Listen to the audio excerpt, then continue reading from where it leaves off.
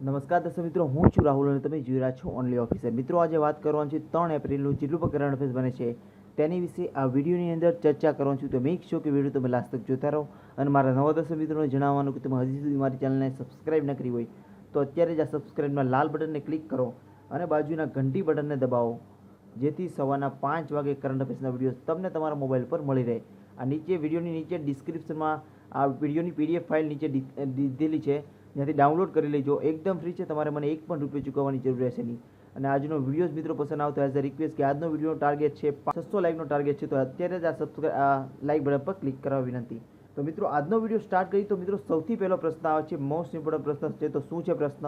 તાજેતરમાં જુજાના કેપુતોવા કયા દેશની પ્રથમ મહિલા રાષ્ટ્રપતિ બની છે 2019માં?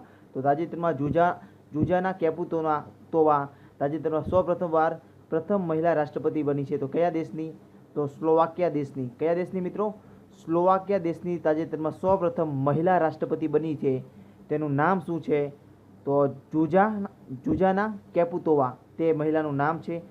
સ્લોવાકિયા દેશની બની છે મિત્રો, તો સ્લોવાકિયા છે. તો સૌથી પહેલાં સ્લોવાકિયાનું કેપિટલ શું છે એ પણ ધ્યાન રાખજો. તો સ્લોવાકિયા દેશની કેપિટલ છે બ્રિટિસ્લાવા. શું મિત્રો? બ્રિટિસ્લાવા સ્લોવાકિયા દેશની કેપિટલ છે. સ્લોવાકિયા દેશના તાજેતરમાં પ્રધાનમંત્રી કોણ છે? તો પીટર પેલેગ્રીની તાજેતરમાં પ્રધાનમંત્રી છે સ્લોવાકિયા દેશના. અને રાષ્ટ્રપતિ કોણ છે? તો નવા બનેલા છે તાજેતરમાં જુજાના કેપુતોવા, એક મહિલા બની છે. અને સ્લોવાકિયાની કરન્સી શું છે? તો સ્લોવાકિયાની કરન્સી છે મિત્રો યુરો. તો એટલું વસ્તુઓ મિત્રો આ પ્રશ્નમાં તમને ખબર હોવી જોઈએ. અને પ્રથમ મહિલા રાષ્ટ્રપતિ કયા દેશની બની છે? તો સ્લોવાકિયા દેશની. તેનું નામ શું છે યાદ રાખજો. આવનારી 2019ની કોઈ પણ કોમ્પિટિટિવ એક્ઝામની તમે તૈયારી કરતા હશો તો મહિલા રિલેટેડ પૂછી શકે. તો તે મહિલાનું નામ છે મિત્રો જુજાના કેપુતોવા, જે સ્લોવાકિયા દેશની પ્રથમ મહિલા રાષ્ટ્રપતિ બની છે. તો એટલું વસ્તુ મિત્રો આ પ્રશ્નમાં તમને ખબર હોવી જોઈએ. હવે પછી મિત્રો સેકન્ડ પ્રશ્ન આવે છે, મોસ્ટ ઇમ્પોર્ટન્ટ છે, 100% આવનારી કોઈ પણ કોમ્પિટિટિવ એક્ઝામની તમે તૈયારી કરતા હશો. આ ઇન્ટરનેશનલ મુદ્દો છે સ્પોર્ટ્સ રિલેટેડ. તો શું છે પ્રશ્ન? તો તાજેતરમાં રોજર ફેડરરે કઈ ટુર્નામેન્ટ જીતી 2019માં? અને આ તેની કરિયરની કેટલામી ટુર્નામેન્ટ જીતેલી છે? તો તાજેતરમાં રોજર ફેડરરે ટુર્નામેન્ટ જીતેલી છે, તેનું નામ છે મિયામી ઓપન 2019 ટુર્નામેન્ટ જીતેલી છે.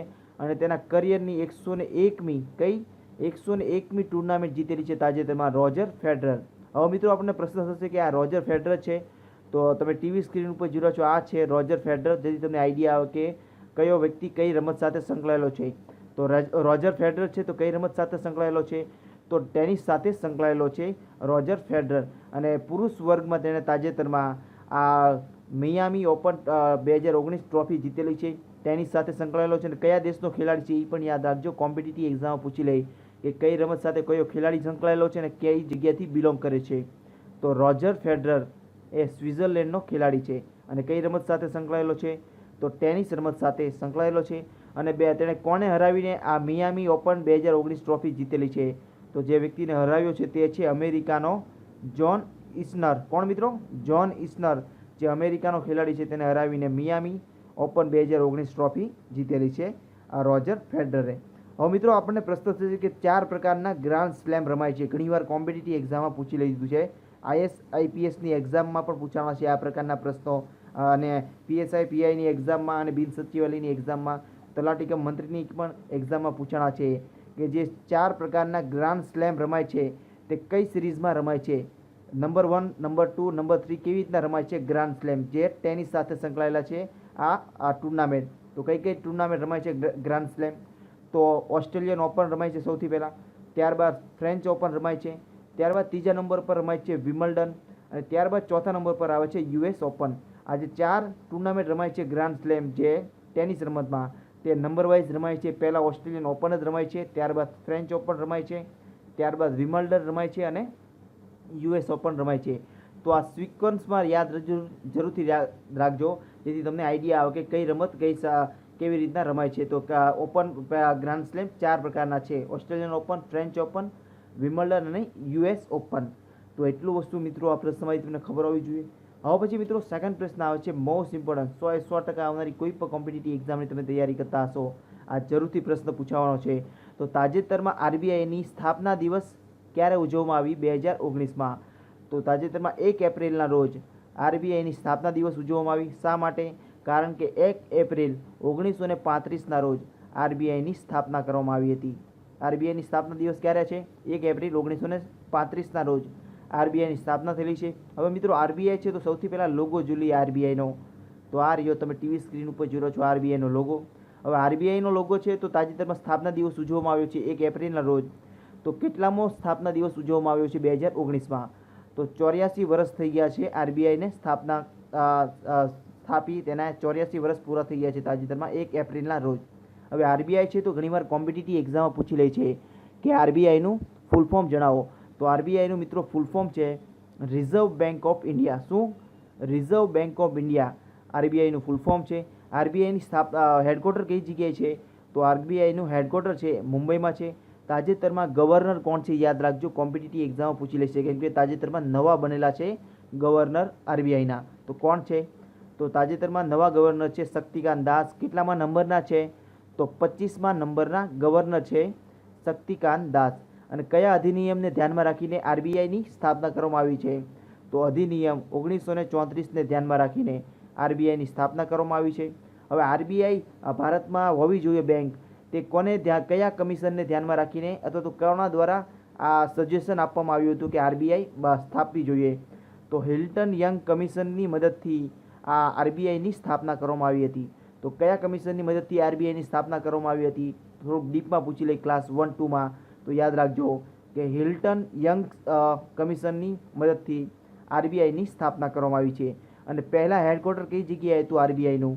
તો કલકત્તામાં હતું ને ત્યારબાદ કલકત્તાથી શિફ્ટ કરીને મુંબઈમાં તેનું હેડક્વાર્ટર કરવામાં આવ્યું આરબીઆઈનું. તો એટલું વસ્તુ મિત્રો આરબીઆઈ વિશે મિત્રો તમને ખબર હોવી જોઈએ. ત્યારબાદ મિત્રો સેકન્ડ પ્રશ્ન આવે છે કે તાજેતરમાં પ્રસિદ્ધ હિન્દી સાહિત્યકારનું નિધન થયું છે તે કોણ છે? Most important. આવનારી કોઈ પણ કોમ્પિટિટિવ એક્ઝામે તમે તૈયારી કરતા હશો આ પ્રશ્ન જરૂરથી આવશે કેમ કે તાજેતરમાં 2019માં ઘણા બધા મહત્ત્વના અને ઉચ્ચ કોટીના વ્યક્તિઓનું નિધન થયું છે. તો તેને રિલેટેડ કોમ્પિટિટિવ એક્ઝામમાં ભરકમ પ્રશ્ન પૂછાવાના છે. તો તાજેતરમાં હિન્દી પ્રસિદ્ધ સાહિત્યકારનું નિધન થયું છે, તેનું નામ શું છે? તો મિત્રો તેનું નામ છે રમણીકા ગુપ્તા. કોણ મિત્રો? રમણીકા ગુપ્તા એક મહિલા છે. તેણે હિન્દી સાહિત્યમાં સૌથી વધારે યોગદાન આપેલું છે અને તેની ખૂબ જ પ્રખ્યાત આત્મકથા છે. તેનું નામ જરૂરથી યાદ રાખજો. આત્મકથા કોણે લખેલી છે? રમણીકા ગુપ્તાએ. તો કઈ છે? તો હાદસે અને આબ હુદરી. કયું આત્મકથાનું નામ શું છે? તો હાદસે અને આબ હુદરી. તે મતલબ આ હિન્દીમાં લખેલી છે આ બુક્સ. તેની આત્મકથા છે. રમણીકા ગુપ્તાને ખૂબ જ પ્રખ્યાત થઈ છે આ આત્મકથાથી. અને તાજેતરમાં 89 વર્ષની ઉંમરે આ રમણીકા ગુપ્તાનું તાજેતરમાં નિધન થયું છે. તેનું જન્મસ્થળ શું છે મિત્રો? તો પંજાબના સુનામમાં તેનો જન્મ થયો છે રમણીકા ગુપ્તાને. કોણ છે? તો પ્રસિદ્ધ હિન્દી સાહિત્યકાર છે. તેનું તાજેતરમાં મૃત્યુ થયું છે 2019માં 89 વર્ષની ઉંમરે.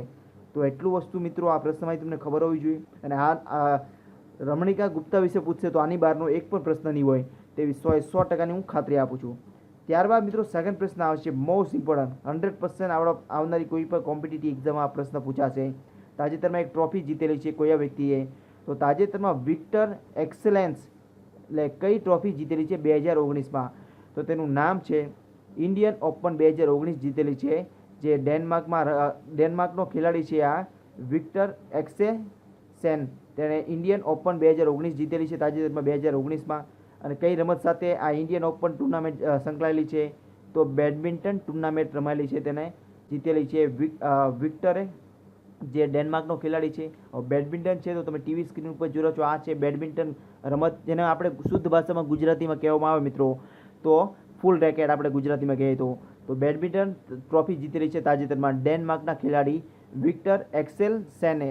અને કોને હરાવીને? તો ભારતના કયા વ્યક્તિને? તો કિદામ્બી શ્રીકાંતને હરાવીને. કોને મિત્રો? કિદામ્બી શ્રીકાંતને હરાવીને તાજેતરમાં ડેનમાર્કના ખેલાડીએ ઇન્ડિયન ઓપન 2019 જીતેલી છે. હવે કઈ જગ્યાએ તેનું આયોજન થયું છે આ ટુર્નામેન્ટનું? તો ન્યૂ દિલ્હીમાં થયું છે. અને ન્યૂ દિલ્હીમાં કયા સ્ટેડિયમમાં રમાણી છે? તો કેડી જાદવ ઇન્ડોર હોલમાં આ બેડમિન્ટન ટુર્નામેન્ટ યોજાઈ છે. તેમાં 2019માં જીતેલા છે વિક્ટર એક્સેલસેને, જે ડેનમાર્કનો ખેલાડી છે. તો એટલું વસ્તુ મિત્રો આ પ્રશ્નમાં તમને ખબર હોવી જોઈએ. હવે તો મિત્રો આ પ્રશ્ન થયો કે આ પુરુષ વર્ગમાં આ વિક્ટરે જીતેલી છે, તો મહિલા વર્ગમાં કોણે જીતેલી છે 2019માં ટુર્નામેન્ટ આ ઇન્ડિયન ઓપન? તો મહિલા વર્ગમાં મિત્રો જીતેલી છે થાઇલેન્ડની ખેલાડી છે તેનું નામ છે રત્ચાનોક ઇન્તાનોન, જે થાઇલેન્ડની મહિલા છે તેણે 2019માં મહિલા કેટેગરીમાં ઇન્ડિયન ઓપન 2019 જીતેલું છે. અને કોને હરાવીને? તો ચીનની હી બિંગજિયાઓને હરાવીને 2019ની ટ્રોફી જીતેલી છે, ઇન્ડિયન ઓપન જીતેલી છે બેડમિન્ટન ટુર્નામેન્ટ થાઇલેન્ડની મહિલાએ મિત્રો.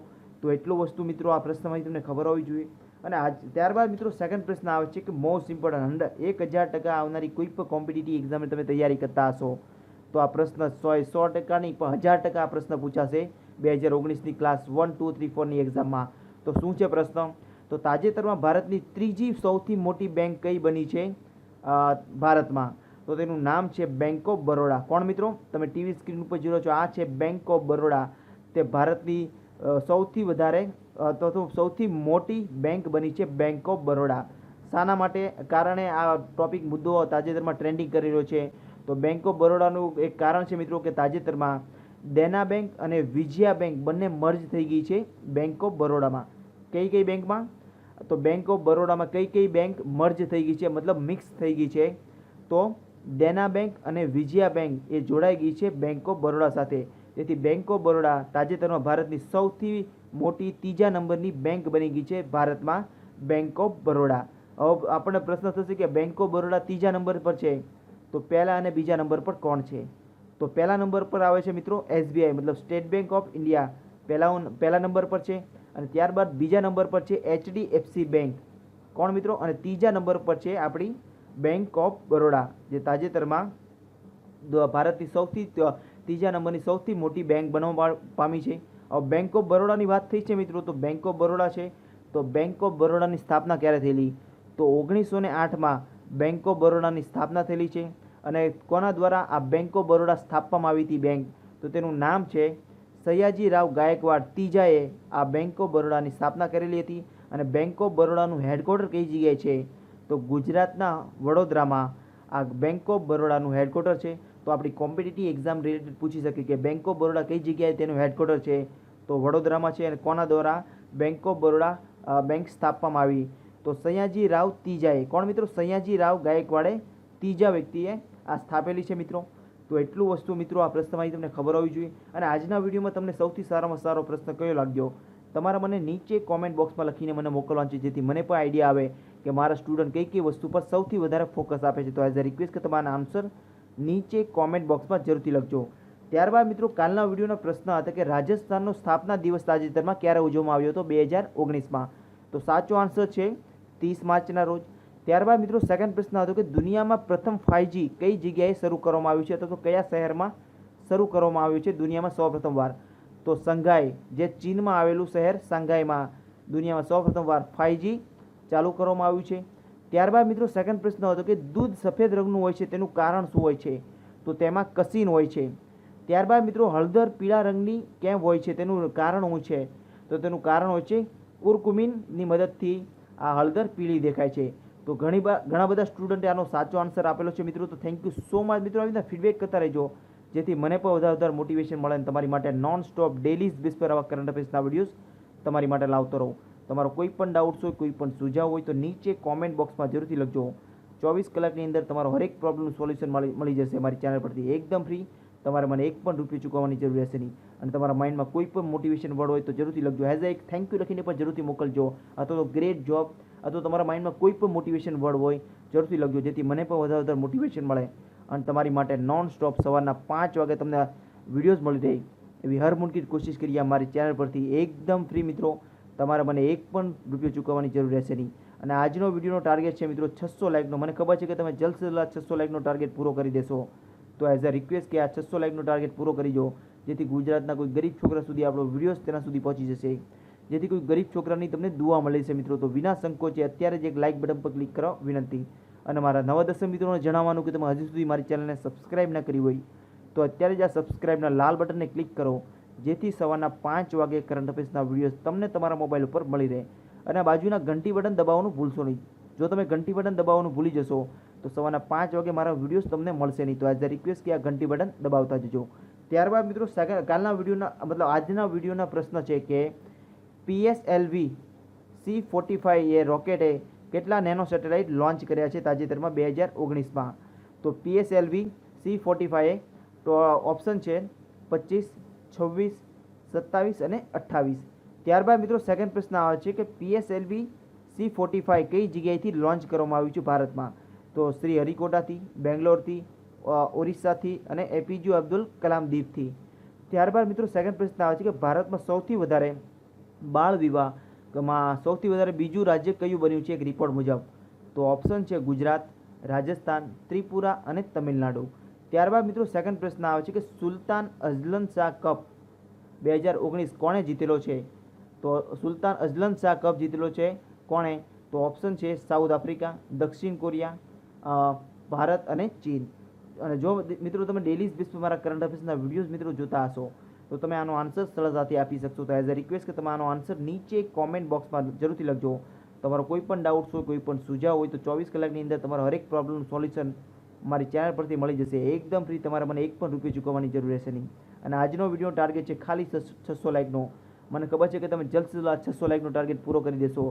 તો વિના સંકોચે અત્યારે જ 600 લાઇકનો ટાર્ગેટ પૂરો કરી દેજો. અને મારા નવા દસમ મિત્રોને જણાવવાનું કે તમે હજી સુધી મારો વિડીયોઝ વોટ્સઅપ ગ્રુપ ઉપર શેર ન કર્યો અથવા તો ફેસબુક ગ્રુપ ઉપર શેર ન કર્યો હોય અથવા તો તમે કોઈ પણ સોશિયલ મીડિયા યુઝ કરતા હોય તો મારો વિડીયો શેર જરૂરથી કરજો મિત્રો, જેથી ગુજરાતના કોઈ ગરીબ છોકરા સુધી આપણો વિડીયોઝ તેના સુધી પહોંચશે, જેથી કોઈ ગરીબ છોકરાની દુઆ મળે છે મિત્રો તમને. તો અત્યારે જ વિના સંકોચે એક વિડીયો શેર જરૂરથી કરજો. તો મારો કિંમતી સમય આપીને મારો વિડીયો જોવા માટે ધન્યવાદ. હું આશા કરું કે તમારો દિવસ આજનો ખૂબ જ સરસ જાય. તમારી આવનારી એક્ઝામ માટે best of luck and thanks for the watching the video મિત્રો.